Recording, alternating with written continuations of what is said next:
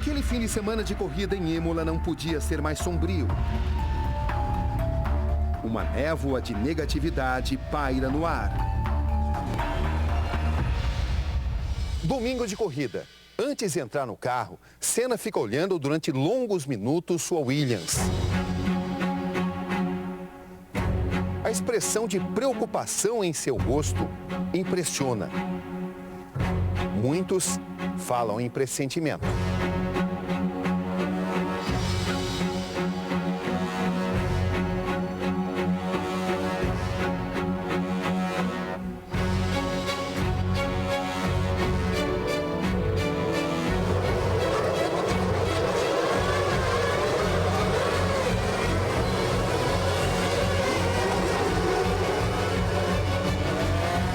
Sétima volta do Grande Prêmio de San Marino, Autódromo de Imola, na Itália.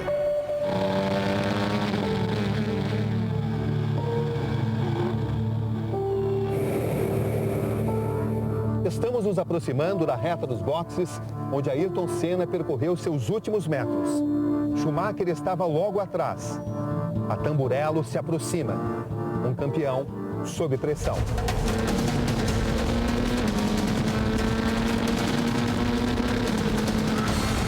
Ayrton Senna passa reto pela curva Tamburello.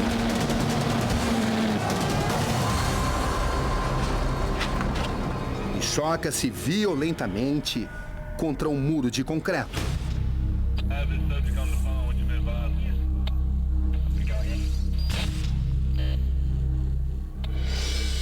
Quando ele bateu, eu falei, graças a Deus, ele vai voltar mais cedo para casa. Eu me levantei, saí dali e voltei pro quarto. Sabe, eu nem continuei vendo. Aquilo ali para mim, aquela porrada, foi mais uma porrada. E ele ia embora, ia ficar de mau humor, mas pelo menos aquele inferno daquela corrida tinha acabado.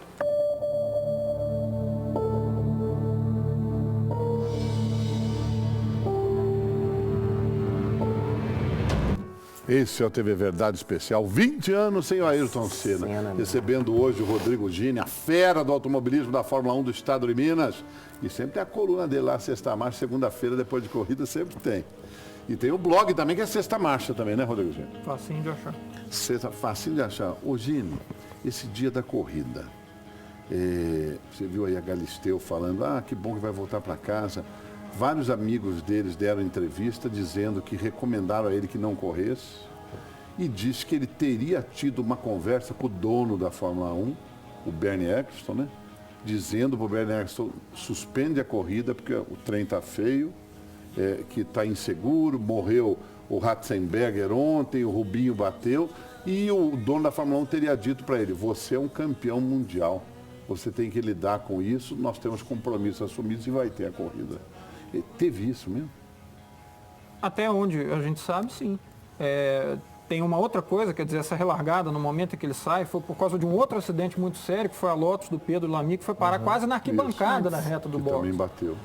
Quer dizer, isso nunca aconteceu no fim de semana de Fórmula 1, mesmo naquela época lá do Fangio, do Stirling Moss, que era muito mais perigosa, que o povo corria sem capacete, sem cinto. Você tem no fim de semana tantas fatalidades e tantos sinais. Agora, realmente, em 94 a Fórmula 1 já era um espetáculo global, já era uma coisa que você não pode...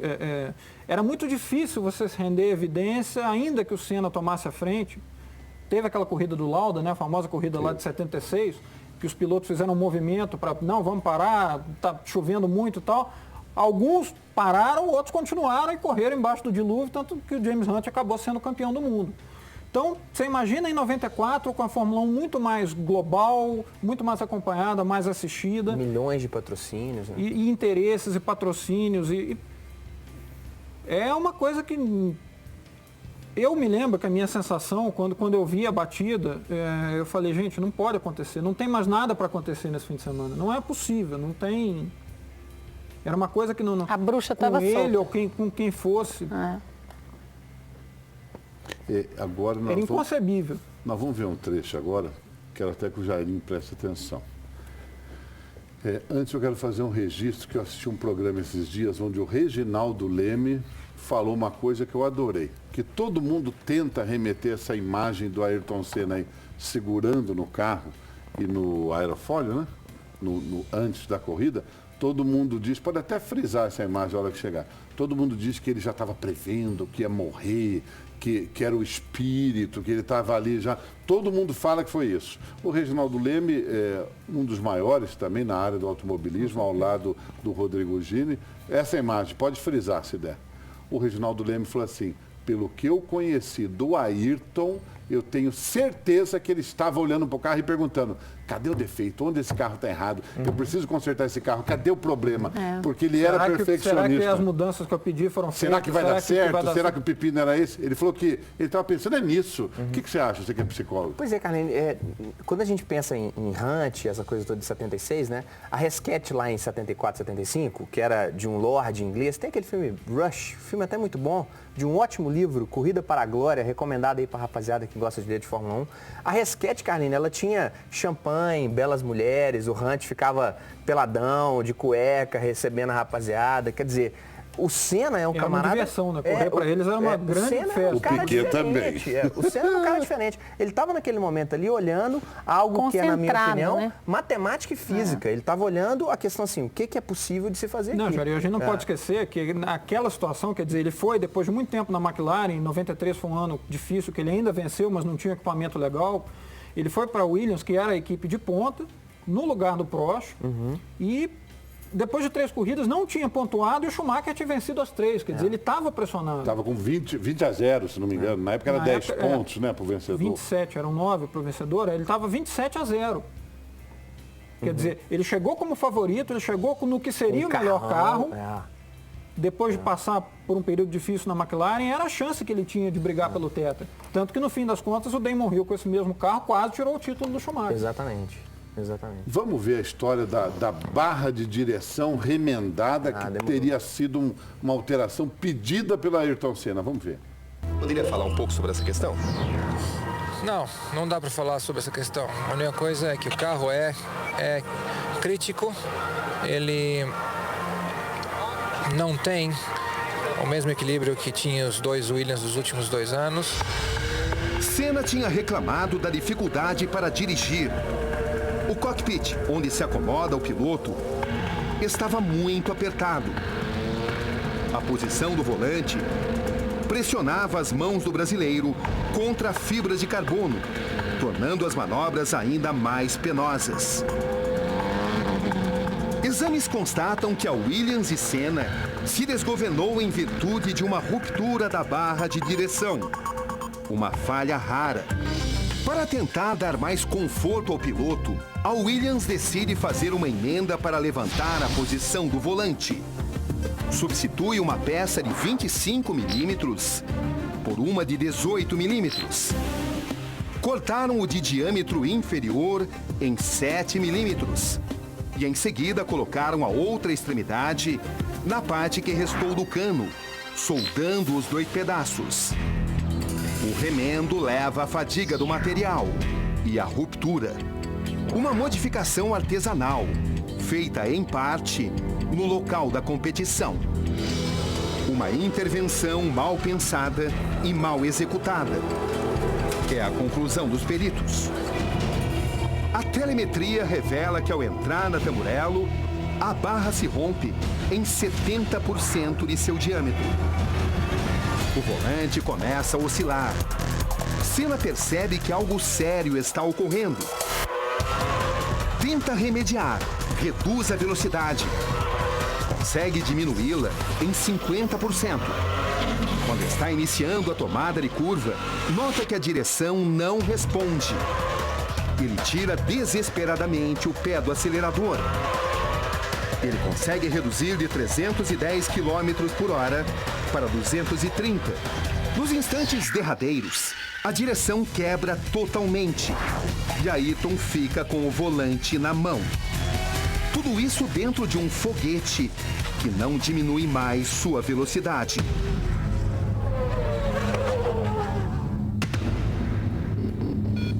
.230 por hora.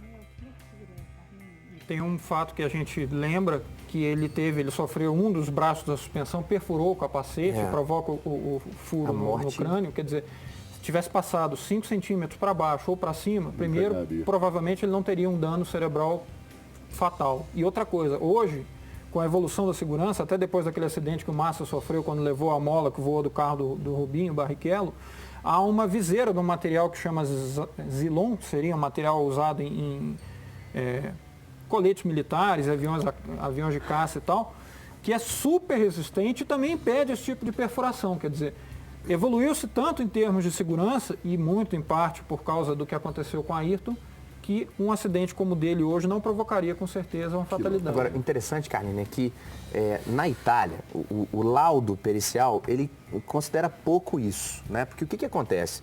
Teoria dos materiais. Quando o ferro ele sofre uma ruptura, ele tem algumas estrias.